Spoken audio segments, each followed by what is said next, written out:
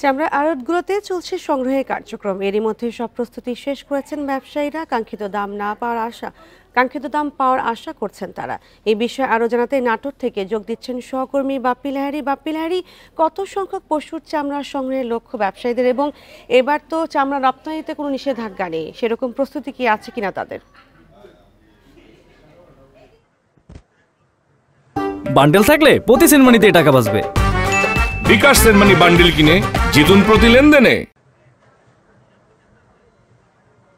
আসলে নাটোরের যে চামড়ার আড়তটা কিন্তু আসলে দেশের দ্বিতীয় বৃহত্তম চামড়ার আড়ত। এখানে দেশের প্রায় 40টি জেলা থেকে কিন্তু এখানে চামড়া নিয়ে আসা হয়। এখানে নিয়ে আসার পর এখান থেকে আসলে ট্যানারির যে চাহিদা রয়েছে সেই চাহিদার প্রায় 35 থেকে 40% চামড়া কিন্তু শুধুমাত্র এই নাটোরের আড়ত থেকে ট্যানারিতে সরবরাহ করা হয়, যার কারণে কিন্তু এখানকার চামড়ার চাহিদাটা প্রতি বছরই থাকে, এবারও আছে। তবে এখানকার ব্যবসায়ীরা এবার মনে করছেন যে অন্যান্য বারের তুলনায় যে এইবারকার চামড়াগুলো কিন্তু আসলে তারা আরও বেশি পাবেন, এরকম একটা আশা কিন্তু তারা করছেন। তবে একটা বিষয় তারা বলেছেন যে এই চামড়াটা যদি এইবার যে পরিমাণ আবহাওয়া, যে রোদের তাপ রয়েছে, এই চামড়াটা যদি এই সঠিক সময় যে গ্রামাঞ্চলে যে কুরবানিগুলো হয়, সেই কুরবানির যে মৌসুমি এই যে ব্যবসায়ী রয়েছে চামড়া কিনা, যারা আসলে গ্রামাঞ্চল থেকে ঘুরে ঘুরে যে চামড়াগুলো সংগ্রহ করে, সেই চামড়াগুলো যদি এই সঠিক সময়ে তারা এই আড়তে নিয়ে আসতে না পারে, সেক্ষেত্রে কিন্তু আসলে চামড়া কিছুটা সমস্যা দেখা দিতে পারে। কারণ এখন যে পরিমাণ রোদের তাপ রয়েছে, তাপে আসলে চামড়া ক্ষতি হতে পারে, এরকম একটা আশঙ্কা করছেন। আর এর বাইরে কিন্তু আরেকটা বিষয় যেটা রয়েছে, যে চামড়া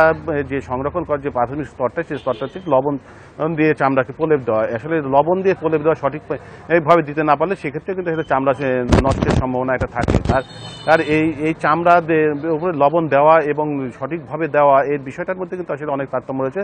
আর এছাড়াও অনেক ব্যবসায়ী কিন্তু এবার মৌসুমী ব্যবসায়ী যারা রয়েছে, তারা কিন্তু আসলে চামড়াতে লবণ কম দিবেন বলে এখানকার যে আড়তদাররা রয়েছে তারা মনে করছে। কারণ এবার চামড়াতে যে পরিমাণ লবণ লাগবে, সেই পরিমাণ লবণের চাহিদা তুলনায় কিন্তু লবণ অনেকটা কম রয়েছে। যেমন নাটোর জেলায় এইবার কিন্তু আসলে লবণের যে চাহিদা রয়েছে 13 লাখ মেট্রিক টনের একটু বেশি আসলে লবণের চাহিদা রয়েছে। সেই তুলনায় আসলে নাটোরের মজুদ রয়েছে এখন পর্যন্ত প্রায় 60% লবণ এখন মজুদ রয়েছে। আর এর বাইরে যেটা বিষয় রয়েছে, যে এই লবণের দাম কিন্তু হঠাৎ করে প্রতি বস্তাতে প্রায় 250 থেকে 300 টাকা বৃদ্ধি পাওয়ার কারণে এখানকার ব্যবসায়ীরা মনে করছেন যে অনেকে মৌসুমি ব্যবসায়ীরা চামড়াতে লবণ কম দিবেন, চামড়াতে লবণ কম দেওয়ার কারণে আসলে চামড়ার মানটা অনেকটা কমে যেতে পারে।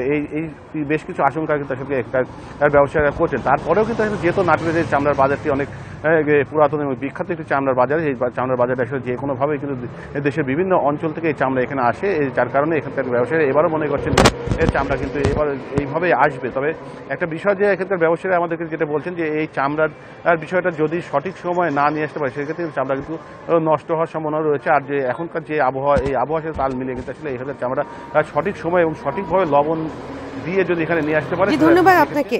চামড়া সংগ্রহের কার্যক্রম নিয়ে জানাচ্ছিলেন সহকর্মী বাপ্পি লাহিড়ী।